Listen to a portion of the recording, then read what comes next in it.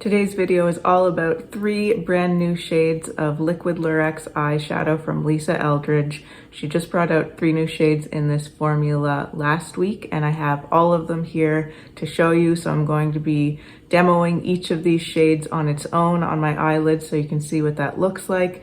And then I'm going to show you how I created this eye look that I'm wearing right now, just using these 3 shades of Liquid Lurex. And I'm also going to be doing some comparisons with other eyeshadows that I already have in my collection, including other shades of Liquid Lurex and some other single shadows that I have. Before we get into it, if you're new here, welcome. And if you haven't subscribed already, I would love for you to consider subscribing to my channel. I do a ton of content on Lisa Eldridge and lots of other high-end luxury and indie makeup brands. And I like to do a combination of reviews, demos, first impressions, but also playing with older makeup in my collection. So if all of that sounds good to you, I would love for you to subscribe. And now let's get into these 3 new shades of Liquid Lurex. I'm going to start out just swatching all of these 3 new shades on my hand. Then I think we'll get into the demos and how I did this eye look. Then we'll come back and do comparisons. So the first shade here is Cressida.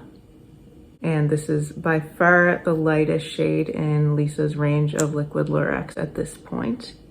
Cressida is the most beautiful freshwater pearl, softly shimmering with the most gentle luster of all the Liquid Lurex.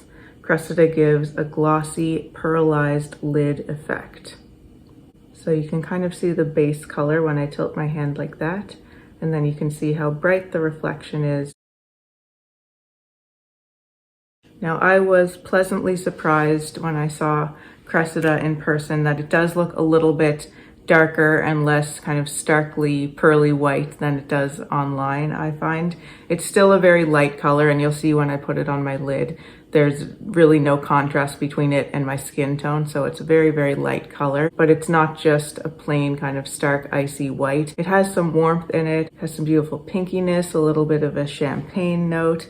It's just a very beautiful color, and this, as the description says, is not really very sparkly. It's more of a shine, pearly effect rather than a more kind of multi-dimensional sparkly effect that you get with some of the other shades of the Liquid Lurex. Which brings me to Titania, which is the most sparkly of these 3 new shades. Titania is an antique tarnished blackened gold with a multicolored mix of glittering pearls inspired by the sparkling threads of theatrical costume. It gives a beautiful 3-dimensional shaded and sculpted look to the eye. And that is definitely true, and you'll again see that when I demo this shade all over my lid. It has more depth than I was expecting it to, which again was kind of a pleasant surprise for me because it's definitely deep enough and has enough shadow and dimension that it can work really well as a one and done, and it's still going to give you a nice amount of shadow and sculpting in your crease where you want that. You can see the base color there is quite dark, and then the reflect, of course, is brighter. The last one of these new shades is Viola. Viola is a gilded royal plum with gently shimmering pink pearls. Like her namesake, Viola can appear in different disguises. As a sheer wash across the lid, Viola appears as a metallic plum wash. Built up, she is a decadent and smoky appearing blackened golden plum. So there is Viola, another beautiful one. I think you can see how all of these colors go really nicely together, which is also why I wanted to try to put them all on my eye at the same time. So Viola is another one that is not quite as sparkly. It's a little bit more of a smooth shine to this one as well. Once again, Cressida, Titania, and Viola. Now let's get into the demos of each of these shades and the demo of how I did this eye look.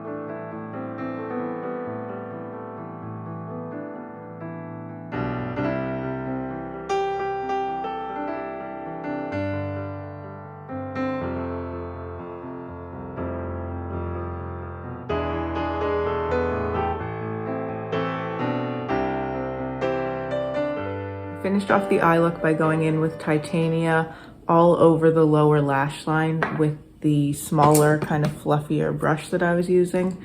This one right here from the KJH Spectrum set, it's the number 19. So I just took the brush right onto the wand and picked up the color that way, and then diffused it out all over my lower lash line. And you would have seen in the demo how I used Cressida to kind of go on the inner part of the lower lash line already. So I just left that as it was.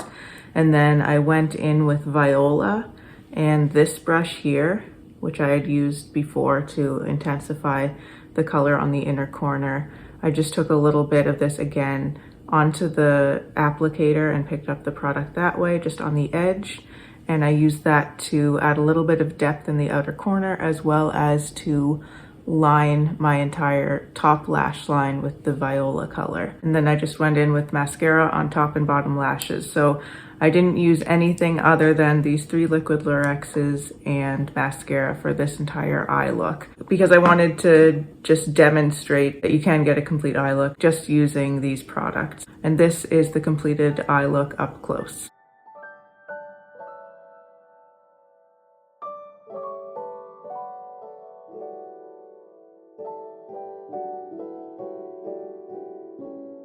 Now let's get into the comparisons, and I wanted to start out with the lightest one, Cressida. So I have it swatched here, that's Cressida. Right next to it is the Lisa Eldridge Liquid Lurex in the shade Emily. And then right next to that is Bianca, which is another Liquid Lurex. I knew these colors wouldn't look similar, but they're the other lightest colors in the range. And in the case of Emily, it's kind of more of a neutral color, so I just wanted to see how those would compare, but all very different. You can see how Cressida is really going to be well suited for lightening and brightening up a look and applying it in the inner corner like I did today. I think Lisa also said that you could tap Cressida lightly onto your cheekbones as a liquid highlighter as well. I'd be curious to try that. It doesn't seem to me like the ideal type of formula for that, but I will try it out at some point. Over here on the other side of Cressida is the Victoria Beckham Lid Luster in the shade Chiffon, this one right here. And they're not actually that far off in tone, but you can see the base of Cressida is cooler and a little bit lighter, and there's a little bit more warmth in the base of Chiffon, but their reflects are fairly similar. And then right on the end here is the Diamond Eyes Pop Shot from Charlotte Tilbury. And this is a little bit warmer than Cressida, not quite as pearly. You can see how much cooler Cressida looks compared to the warmth and champagniness of Diamond Eyes. Next up is Titania. So there's Titania. Beside Titania, I have 2 of the Victoria Beckham Lid Lusters. This one is Starlight, and this one is Honey. And then on the end here is the shade Lauren in the Lisa Eldridge Liquid Lurex, which again, I didn't think would be similar at all to Titania, but it's the other gold in the Liquid Lurex line, and so I just wanted to show how very different they are. You can see how warm and orangey Lauren is, where you've got a much more bronzy gold in Titania. Now that I'm looking at Titania swatched and these lid lusters, I pulled out my Velvet Lid Luster as well, which I initially thought would be too green to compare, and it does look a lot greener in the pan, but I'm just curious now to see how it does actually compare. Okay, so it's actually the most similar in these comparisons here to Titania. It is definitely greener still. It reads more as a proper green, where I think this reads more as a gold or a bronzy gold, but the depths are certainly similar and they're not all that different. And lastly, let's take a look at Viola. So there's Viola. Right next to it, I have the Lisa Eldridge Liquid Lurex in the shade Zora. There. Next to that is the shade Angelica from Lisa Eldridge. And then on the end here is the Tea Rose Lid Luster from Victoria Beckham Beauty. I don't think any of these look very similar. Tea Rose and Angelica are much lighter and they're more neutral tones. And then Zora is much more of a kind of cool bronzy brown, where Viola is really more of a burgundy type color, but they do have similar depths. I don't know if you can hear snoring in the background, but it's Xander on the couch there. He's having a nice little nap.